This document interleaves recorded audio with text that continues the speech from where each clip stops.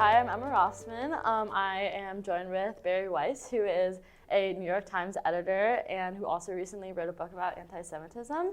You recently spoke to all the teens at International Convention. We loved hearing about why you wear your star. My first question for you is how you use your platform as an editor to influence and serve as an advocate for Jews around the world. Thank you so much, Emma. I'm like high from being in a room with so many people dressed in amazing ways. In pagan costumes. It's incredible. How I use my platform. So there's a few answers to that. I'm both a writer and an editor, which is an unusual position. So in my own pieces and certainly in my book, my job is to bring my own voice. And part of that has to do with the stories that I choose to write about. So a really good example would be something like the anti-Semitism among leaders of the Women's March. It was something that was like very wide out in the open that I was shocked that no one was reporting on. And I sort of waited month after month, week after week, is someone going to take up this story? And I realized no one was. And so I thought to myself, well, I work at the New York Times. Like this is the platform. It's the most powerful amplifier in the world. And for the time being, at least, my guitar is plugged into it. And so, those are the kind of stories that I look for, stories that other people aren't telling. And ones that I like, those are the ones that I really like to dig into. Then there's my job as an editor. Yeah.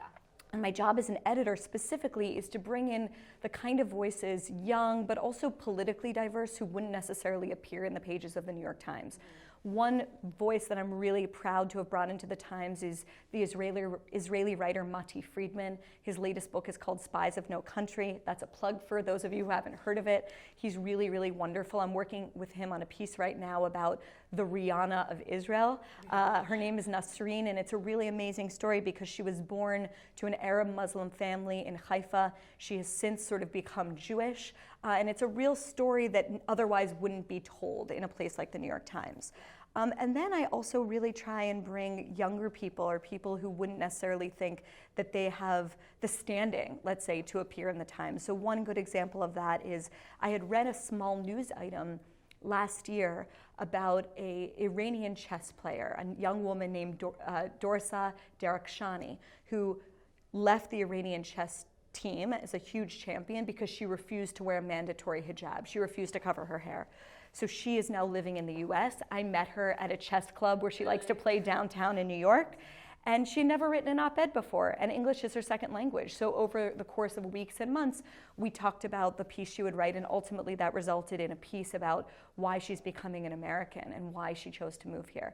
So I think I have the best job in the world. It's really spectacular. So many opportunities to kind of like serve those and represent those who are underrepresented. Exactly. Yeah, that's awesome.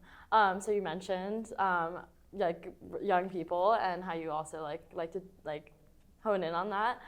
So at International, I love working with young writers. Yeah, at International Convention we have like so many young people who are looking to make a difference. What do you think is the role of the Jewish teen in combating anti-Semitism? So I think the most important thing is for young Jewish teens to be doing things that make them feel joyful and fulfilled and nurtured. I think the most tragic thing would be if people's Jewish identity is based around those who hate us, right? Yeah. If our identity is around being anti-Semites, then frankly, there's no point at all. So what I always say to young people is take classes, host Shabbat dinners, start studying a page of Talmud every day. I know people who have never studied a page of Talmud who are just starting the 7-year cycle of it. Watch Fauda, watch Diesel, read an Amos Oz book, read David Grossman, read Mati Friedman, listen to Israeli music. Do things that make you feel connected to your Judaism. Because without that deep, rich inner life, that deep sense of who you are and what you are fighting for, when you are in a hostile or challenging environment with people who aren't such big fans of Jews, if you don't have that sense, then it's sort of an impossible fight. As for writers specifically, or young people maybe who are watching this, or members of BBYO that want to become writers, I would encourage them to think about the stories that they are uniquely suited to write about, right? Everyone in the world has a view about the Israeli-Palestinian conflict. But frankly, if I'm an editor at a major newspaper, I don't really need a 16 or 17-year-old's take on that. I can get, the negotiators in the room. What I would love to hear from 16, 17, 18, 19-year-olds about is the things that they're experiencing, whether it's educational trends that they're experiencing that are different than before, hostile environments, fighting BDS on campus, things like that. Those are things that I would really encourage people to think about. And frankly, it's a rule that I try and follow myself. What are the things that I'm uniquely suitable to write about that other people will know those stories? Yeah, for sure.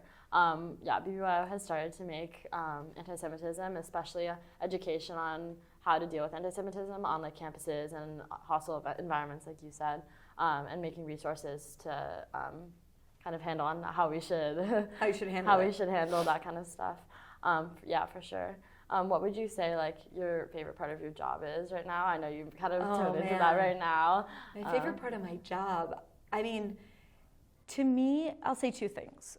The first thing is that it never escapes me that I am living a life and having a career that would have been unimaginable even to my grandmother, who thank God is still alive to see it. You know, because of lots of historical luck or blessing, depending on if you believe in God, I get to live at a moment where the Jewish people has returned to political sovereignty in the land of Israel. I get to live in an era in which feminists have secured my right to be in any room that I want to be in. And that is the kind of world that I get to live in. The fact that I get to work at the New York Times as an out and proud Jew every day of my life, and that I never check my Jewish or my Zionist identity at any room I enter, that's amazing to me. So that fact alone is something that I have profound gratitude for. And as for the best part of my job, it's honestly like the platform that it's given me. It's allowed me to meet such incredible people, and sometimes those people are, you know, fancy heads of state, and sometimes those people are teenagers. Yeah. Awesome. All right. Thank you so much. Thank you. We are so grateful to have Bari Weiss with us, and we are looking forward to hearing from you for the rest of the convention. Thank you.